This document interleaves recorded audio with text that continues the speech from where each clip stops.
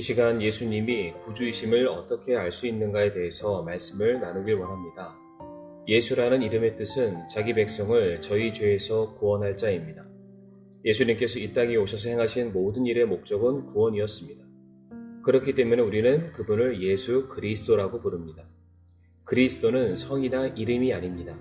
예수님께서 감당하시는 직분, 그 하시는 일에 대한 설명을 의미합니다.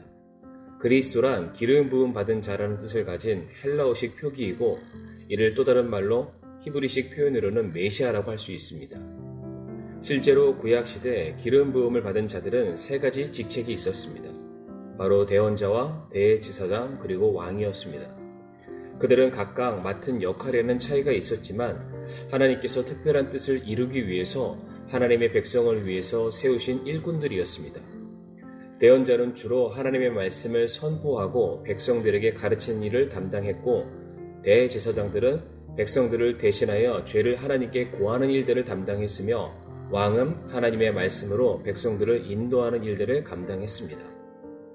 성경은 바로 이 예수님이 위대한 대언자라는 사실, 그리고 하나님과 사람 사이의 유일한 대제사장과 같은 중보자라는 사실, 그리고 유대인의 왕으로서 자기의 백성을 인도하고 다스릴 왕이라는 사실을 선포하고 있습니다.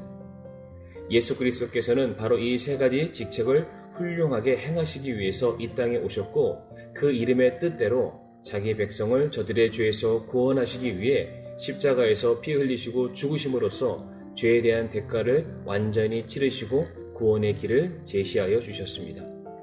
십자가에서 그리스도의 죽음은 지금까지 살았던 어떠한 다른 사람들의 죽음과 결코 같지 않았습니다. 수많은 사람이 십자가에서 못 박혀 죽임을 당했지만 그들 모두는 그들이 범한 죄로 말미암아 죽임을 당하게 되었습니다. 그러나 예수 그리스도께서는 자신의 죄로 인해 십자가 위에 달리신 것이 아니었습니다. 예수님은 완벽하고 죄가 없는 하나님의 어린 양이시기 때문에 자신의 죄로 인해 죽을 필요가 전혀 없었습니다. 예수 그리스도께서는 십자가 위에서 우리를 대신하여 죄의 형벌을 받으신 것입니다. 그 죽음은 희생적인 죽음이었고 또한 다른 사람들을 대신한 죽음이었습니다.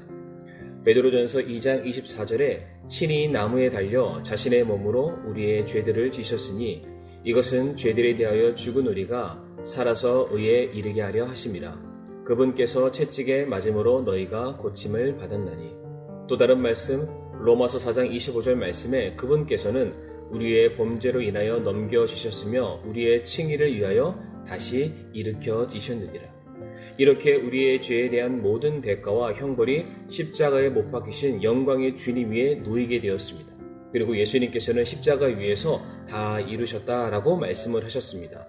예수님께서 이 땅에 내려오신 모든 임무들을 다 마치셨다는 것입니다.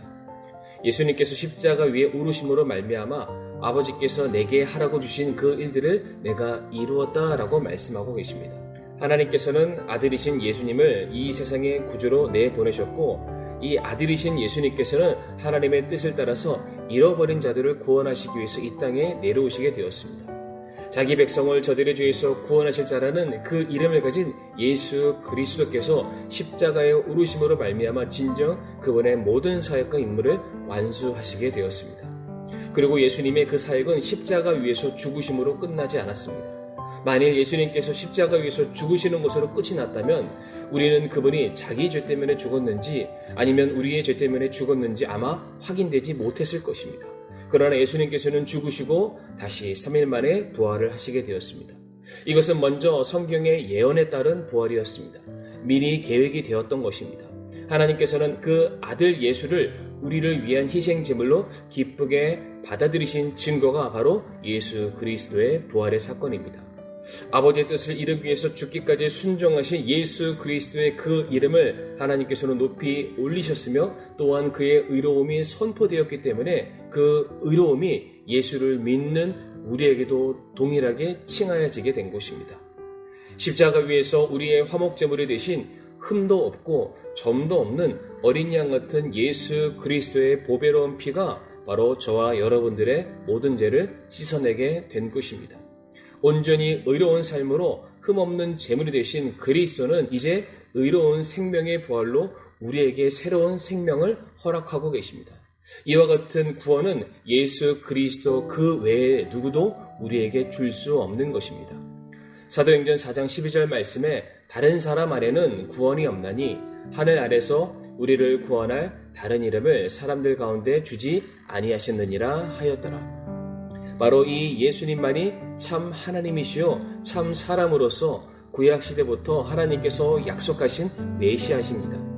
그분은 하나님의 말씀의 진리를 우리에게 선포하신 대언자이시며 우리의 죄를 가지고 하나님 앞에 당당히 나아가 아뢰신 대제사장이시며 우리를 지금 그리고 이후로 다스리시고 인도하실 왕으로서 오시게 될 것입니다. 바로 이 예수님만이 죄가 전혀 없는 사람으로서 동시에 우리를 구원할 수 있는 능력을 가지신 하나님으로서 우리를 구원하실 수 있는 유일한 분이십니다. 바로 우리의 구주 되시는 예수 그리스도께 찬양과 영광을 이 시간 돌려드리기를 간절히 바라며 오늘 말씀을 마치겠습니다.